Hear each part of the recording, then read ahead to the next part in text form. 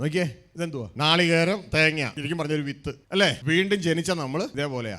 ഇത് പേടല്ലെങ്കിൽ ഇതിന്റെ അകത്ത് എന്നാ ഉണ്ട്? ജീവനുണ്ട്, ജീവൻ. തെങ്ങുണ്ട്, തെങ്ങ്. ദൈവം ഇതിനുള്ളിൽ തെങ്ങ് ഒളിപ്പിച്ചു വെച്ചിട്ടുണ്ട്. ഇനി ഒന്നും കൂടി നന്നായിട്ട് പറഞ്ഞാൽ, ദൈവം ഇതിൻ്റെ ഉള്ളിൽ ഒരു തെങ്ങല്ല, ഒരു തെങ്ങിന്റെ കാട് തന്നെ ഇതിൻ്റെ ഉള്ളിലുണ്ട്. അത് അറിയാവുന്ന കർഷകന്റെ കിട്ടണം ഇത് പുറത്തിറക്കണമെങ്കിൽ. ഇതാ കർത്താവ് പറഞ്ഞ ഗോതമ്പ് ഒരു വിത്ത നിലത്ത് കൊണ്ട് ചത്താൽ അധികം ഫലം ഉണ്ടാകും. ഇതേപോലെയാണ് നമ്മുടെ ഇതിന്റെ ഉള്ളിൽ ജീവനുണ്ട്. അതാണ് നമ്മുടെ ആത്മാവിലുള്ള വീണ്ടും ജനനം നടന്നു. അകത്ത് ജീവനായി, ക്രിസ്തുവിന്റെ ജീവൻ, ദൈവത്തിന്റെ ജീവൻ അകത്തുണ്ട്, ദൈവമക്കളുടെ ജീവൻ അകത്തുണ്ട്. എന്നാൽ അത് പുറത്തിറങ്ങാതെ ഇരിപ്പാൻ തക്കവണ്ണം ഇതാ അതിന്റെ പുറത്തൊരു ചിരട്ടയുണ്ട്. ഇനി അതിന്റെ പുറത്ത് ഇതാ ചത്തുകൊണ്ടിരിക്കുന്ന ഒരു മടല് ഉണ്ട്. ഇതേപോലെ നമ്മുടെ ബോഡി ഉണ്ട്, നമുക്ക് സോളുണ്ട്. ചിരട്ട നല്ല കട്ടിയാ അല്ലേ? അത് പുറത്തിറങ്ങുന്നില്ല, കട്ടിയാ. എന്നാൽ അതിൻ്റെ ഉള്ളിൽ ഒരു ജീവൻ ഉണ്ട്. ഇത് ഈ പുറമേ ഉള്ളത് തകരാൻ അനുവദിക്കണം. പുറമേ ഉള്ളത് തകരാൻ അനുവദിക്കണം.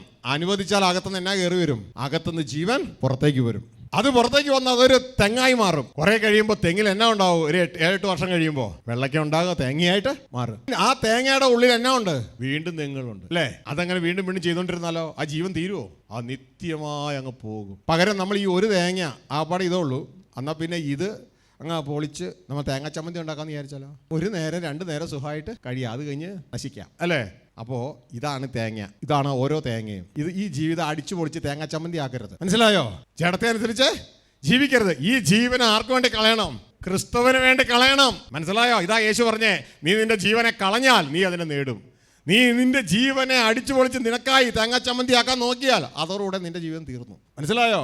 ബുദ്ധിയുള്ള കൃഷിക്കാരൻ കയ്യിലുള്ള വിത്ത് കുറച്ച് വിത്തേ ഉള്ളൂ എങ്കിൽ അത് തിന്നാൻ, കഞ്ഞി വെച്ച് കുടിക്കാൻ നോക്കത്തില്ല, അത് വിതയ്ക്കാൻ നോക്കും. ഈ ജീവിതം വിതയുടെ ജീവിതമാണ്. ഇതാണ് ഗലാത്യലേഖനം 6:8 പറയുന്നത്, നീ ജഡത്തിൽ വിതച്ചാൽ നീ നാശം കൊയ്യും, നീ ആത്മാവിൽ വിതച്ചാൽ ആത്മാവിൽ നിത്യജീവനെ കൊയ്യും.